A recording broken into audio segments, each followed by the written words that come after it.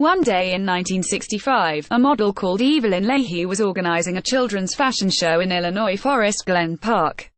She needed a band and recalled a group she had recently seen play at a shopping mall in Gary, Indiana. She phoned their mother, Catherine, a friend, and enlisted them to perform. Problem was, they didn't yet have a name to put on the flyers. Catherine came up with one, the Jackson Brothers 5. Too long, responded Leahy. Her suggestion simply, the Jackson 5. Over the coming decade, with the help of their fearsome father, Joe, the Jackson 5, as they rebranded themselves, Jackie, Tito, Jermaine, Marlon and Michael, would release a string of hits including ABC, The Love You Save and I'll Be There through Motown Records. Jackie was the eldest, but they had the good sense to put Michael, who was just 5 when he joined, up front on lead vocals. He was not only a talented singer, but also a precocious technician. It was Michael who could dance like James Brown, Michael who could learn a reworked melody on the spot. Michael was young but he was professional, recalls Clifton Davis, who wrote Never Can Say Goodbye. His ear and pitch were amazing. He could take things and make them his own. Inevitably, Michael struck out, one of the first artists from the Motown group to do so. His first independent track, Got to Be There, came out in 1971, but it wasn't until the 1979 album Off the Wall that he really hit his stride. His fame from that point so eclipsed that of the band, which had transferred to Epic Records and changed their name to the Jacksons, that it's easy to forget they continued recording music. But record they did, including hits such as Can You Feel It from their 1980 album, Triumph. In 1984, after the release of Victory, the brothers would go on tour with Michael for one last time.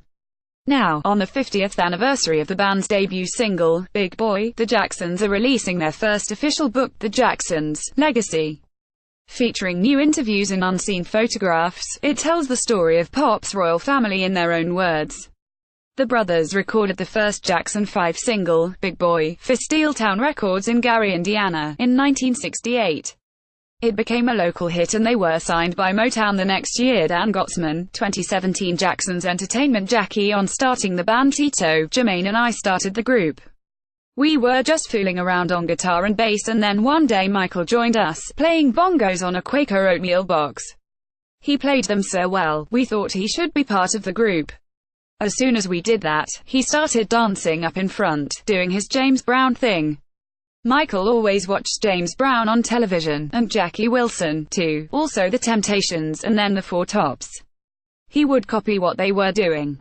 That's when we realized how much showmanship he had, and we thought maybe he should be singing lead. Gladys Knight on seeing an early Jacksons show in 1967. I was sitting in my dressing room on the second floor of the Regal Theatre in Chicago, when I heard these little voices. I could look out from the banister to the stage, so I got up from my makeup chair and saw these little kids. I couldn't see that well because the curtains were in the way, but I could see how they moved. I thought to myself, oh my God, who is that? As young as I was, I knew talent when I saw it.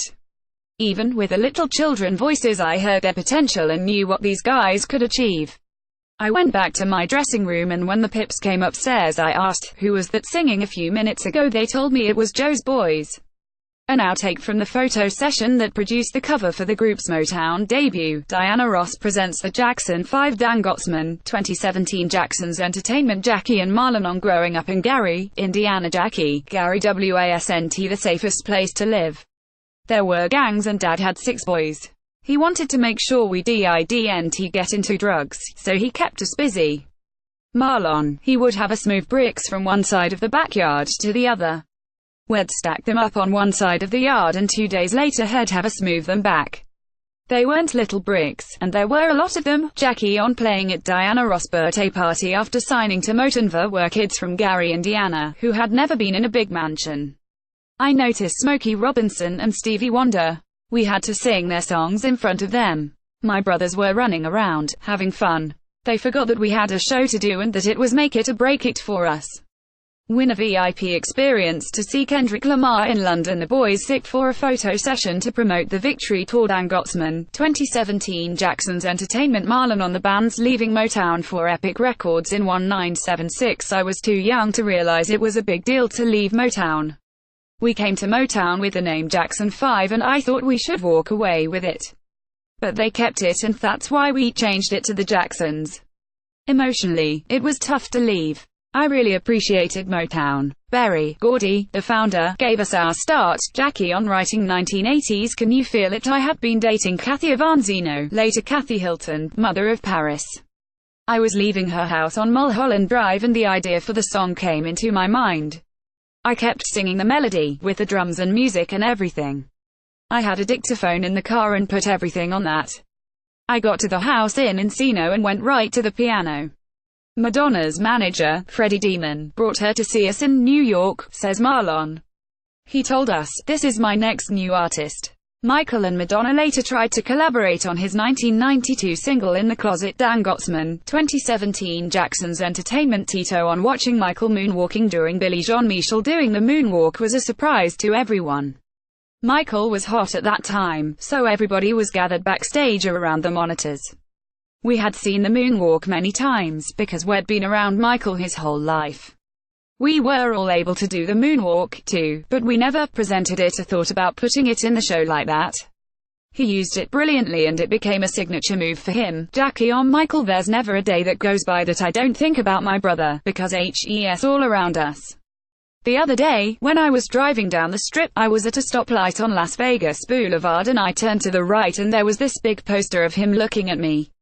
I said, "Hey, Mike, what's going on?" Things like that happen all the time. When I walk in a restaurant or a store, all of a sudden one of his songs will play, so HES around us 24/7 and we miss him dearly.